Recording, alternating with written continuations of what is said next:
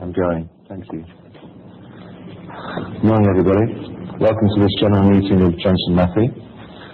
Joining me here today at the table is our Chief Financial Officer, Alistair Judge, Chief Operating Officer, Richard Pike, and our General Counsel and Company Secretary, Simon Price. And we also have our Chief Executive of the group, Ian Condon, joining us on Teams.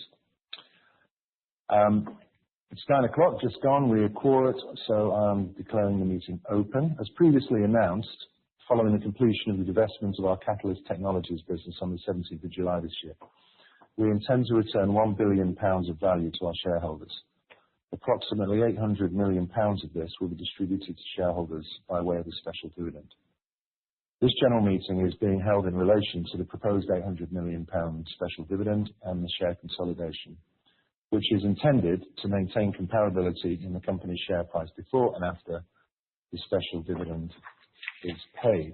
The notice of the general meeting, together with explanatory notes, were posted to shareholders on Monday the 27th of July, and accordingly the requisite notice of the meeting has been given. Ladies and gentlemen, before moving to voting on the resolutions, we would be very happy to take any questions that there may be. If you are here in the room with a question, please raise your hand and we'll bring the microphone to you. For those joining on the telephone conference, you can ask a question by pressing star 1 and 1 on your keypad. And if you're joining via the webcast, please submit your question using the Q&A box. We'll take any questions first from the room, then from the telephone conference, and finally from the webcast. Before asking your question, please introduce yourself. So let's start here in the meeting room. Are there any questions that people have? Very well, thank you. I will now turn to the telephone conference for any questions. There are no questions at this time. Thank you very much. That's very efficient. I will now move to the webcast then to see if there are any questions through that means. Joe, anything that we need to be aware of? Chair, no, there are no questions. Okay. Well, thank you very much. There have been no questions. I would now like to move, therefore, to the formal part of the meeting, which is the voting. And as usual, this will be conducted by way of a poll.